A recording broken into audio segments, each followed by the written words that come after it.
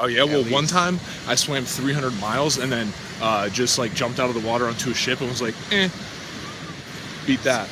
Well, did I tell you about the big blue whale I made friends with yesterday, who I was riding around the coastline? Yeah, my big blue whale, who I let come get you, and then I demanded it come back. Yeah, that you played no part in. No way. Yeah, it's my super mammal. You know Daryl, the big blue whale? He's mine, yeah, super mutant. You own him? Fuck yeah, I own him. I thought he was just a guy who helped people. No. Wait, dude, are we thinking of the right Daryl? We have the wrong Daryl.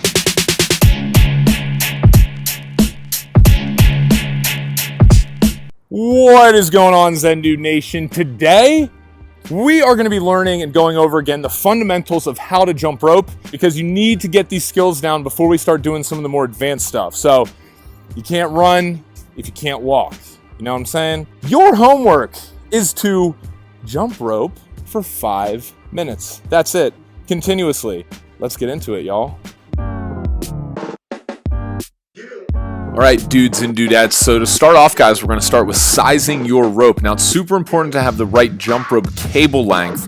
And as you can see here, you can measure that by stepping in the middle of the rope and pulling the handles up to your nipple or chest area. And as you can see, the rope handle should be right underneath my armpit. So as you can see here again, now the recommended size for your rope, guys, if you are 5'10" or taller, your rope cable, excluding the handles, should be 3 feet taller than your height.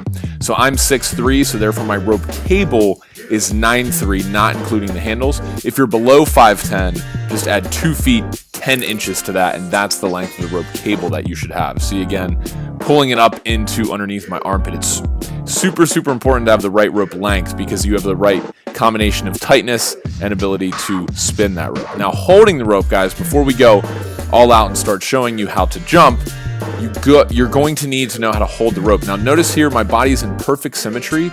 My wrists are jutting out to the sides of my hips directly, and jump rope is all about doing less. There is not a lot of movement involved, as you'll see here in a sec.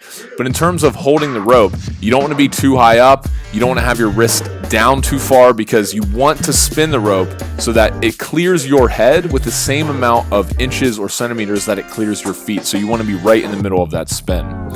Always have your knees bent, guys. I cannot stress that enough. You don't want to be, having your knees locked, because that will definitely mess them up. You don't want to be having them, too low, because that would be a really hard way to jump rope.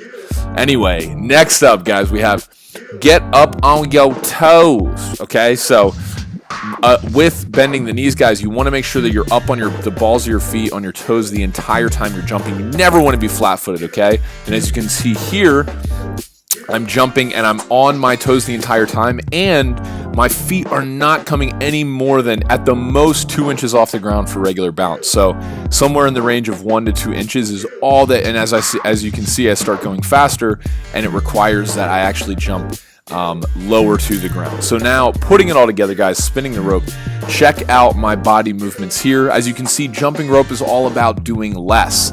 The only thing that's working here, guys, you'll see in a sec, my wrists. My wrists are controlling everything. I cannot stress that enough. Some people jump too high and do almost like a butt kick, and you really want to focus more on your wrists, and the feet will follow, I promise. So check out here the wrists. Notice how I'm spinning the rope with just using my wrists, and my shoulders and everything above my elbows has no movement, as you can see here from the side. Look at that, perfect. Up on the toes, knees bent. I'm swinging the rope. Everything is controlled by my wrists, and I'm making sure that everything is staying nice and tight. So go ahead, guys. Trust me, I was not, and Brandon was not that good when we first started, and that's totally fine. I know I say this in every video, but it just takes some practice. So next, what I want to talk to you guys about is how can you just start doing this? What I'd recommend is that you guys start practicing 3 to 5 minutes a day to just get the fundamentals down of this regular bounce, because this, from here, if you can spin the rope fast, you can not only get an awesome body, but you can do more tricks and make it challenging. See you guys on the next Zendude Fitness tutorial.